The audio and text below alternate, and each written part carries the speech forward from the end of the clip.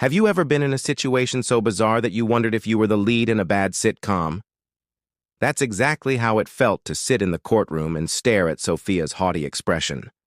I had prepared for it, of course, but for years, I had been the only one trying, and I was always on the receiving end of her typical jabs. But this time, what she said was a master stroke of cruelty Ryan. The courtroom actually laughed, and I could feel the heat rising in my neck, spreading to my ears, and then settling in my chest like a freshly lit furnace. My nails dug into my palms, and my fists clenched beneath the table. But I didn't flinch, because I wasn't going to give her the response she desired. Sophia always had a way of cutting to the bone. But it wasn't enough for her to just end the marriage. She had to strip me of my dignity. That workhorse remark wasn't just offensive. It summed up how she had seen me for years, despite everything I had done. For a time, I worked 2 jobs to support her lifestyle. I skipped nights out, drove the same beat-up car, and wore the same worn-out suit for 3 years, because Sophia always needed the latest gadgets. And now here I was, a workhorse. I looked around the room. Her lawyer smear murked. The judge remained neutral. The gallery, they were entertained as if this was some kind of lunchtime drama to them. It was a joke, a juicy story to discuss later.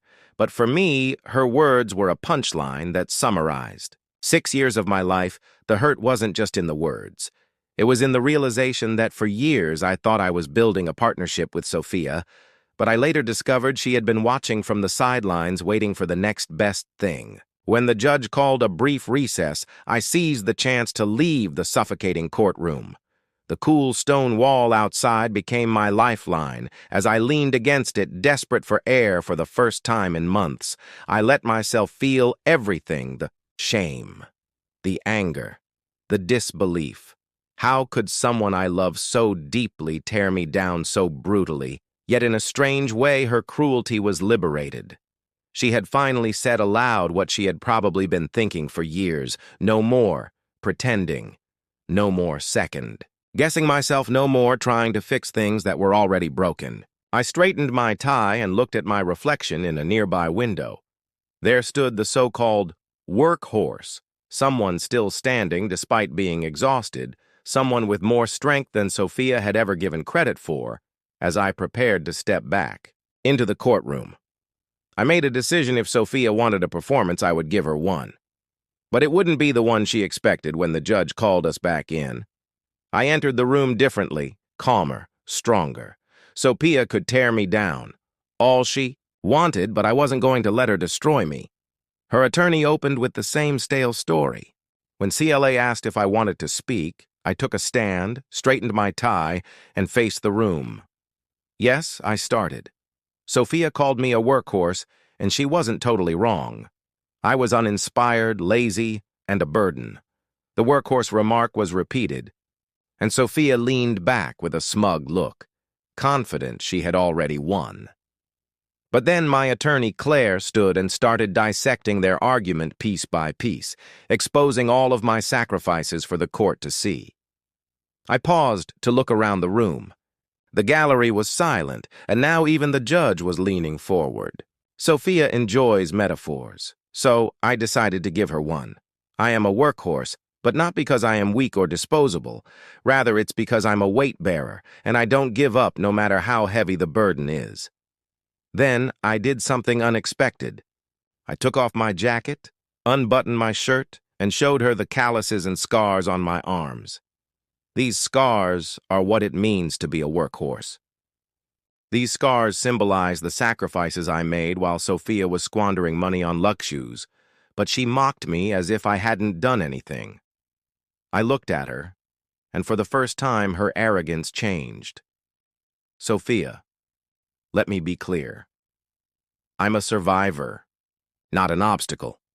The condo, the trips, and the life you displayed on social media were my sacrifices, and now you want to take away what little I have left.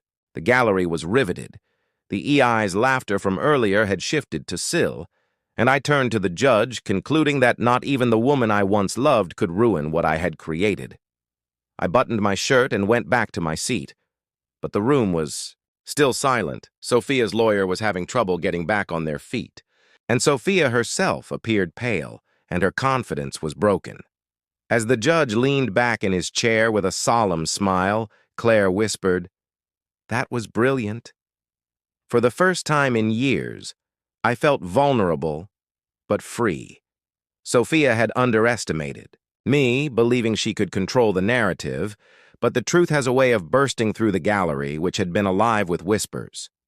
Claire gave me a small smile of appreciation when I went back to my seat, but the rest of the session was a blur of formalities and legal EAS. "Thank you, Mr. Rai, you may sit.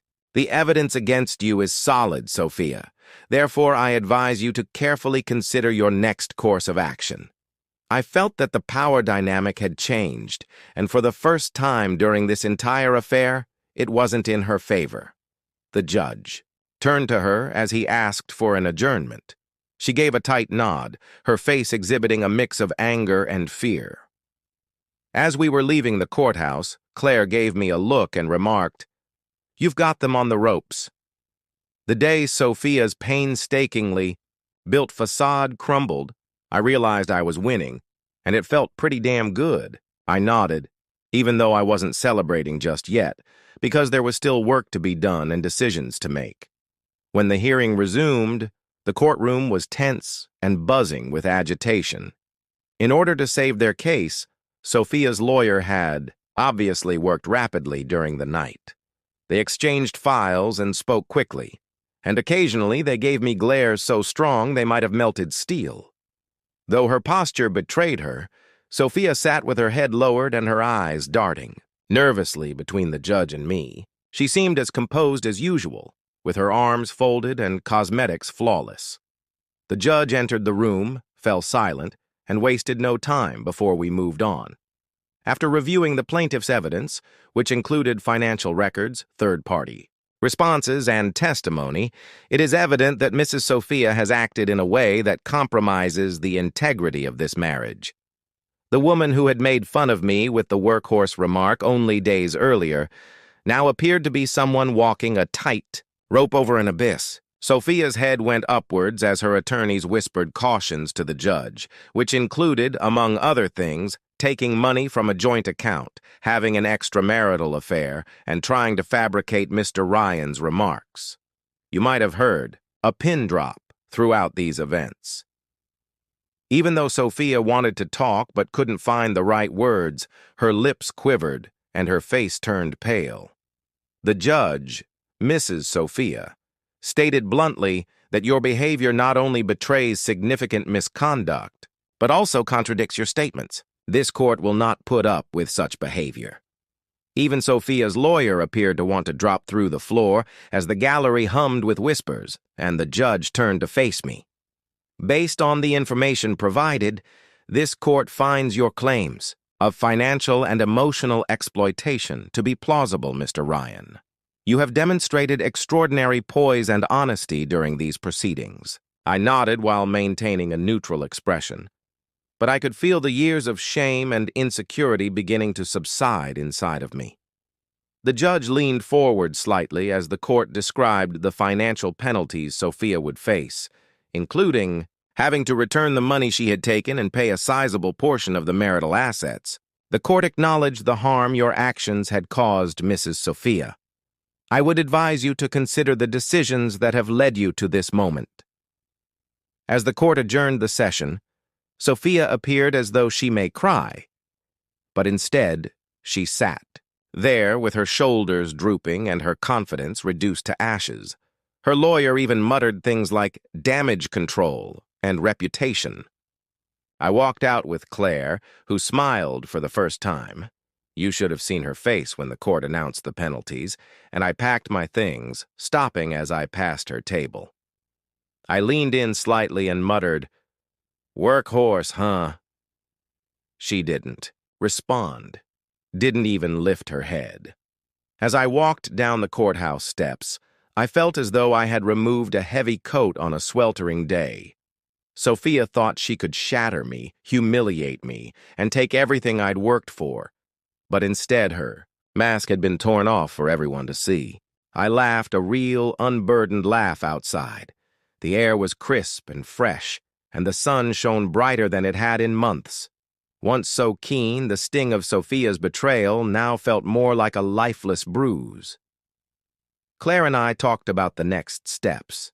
But I wasn't really listening because I was already picturing what my life might be like without Sophia's incessant demands. For the first time, I was asking myself what I wanted. So I started getting rid of everything that had anything to do with her. The furniture, the artwork, even the ridiculous decor she had insisted on, so that the house felt lighter and roomier, like it finally belonged to me. I discovered an old sketchbook hidden in a cupboard one day. I hadn't used it in years, and Sophia had described it as a juvenile hobby, but I opened it and started drawing once more. As the weeks stretched into months, I rebuilt myself physically, emotionally, and socially. The man who stared back at me in the mirror wasn't the same one who had entered that courtroom. He was stronger, freer, and more self-assured. Forgiveness wasn't for Sophia. It was for me. At first, the lines were shaky, but eventually it felt like reclaiming a piece of myself. I also reconnected with old friends, and we were waiting for you to wake up, man. Her selfishness and incapacity to value what she had were the true reasons for her betrayal, not me. The last court appearance wasn't what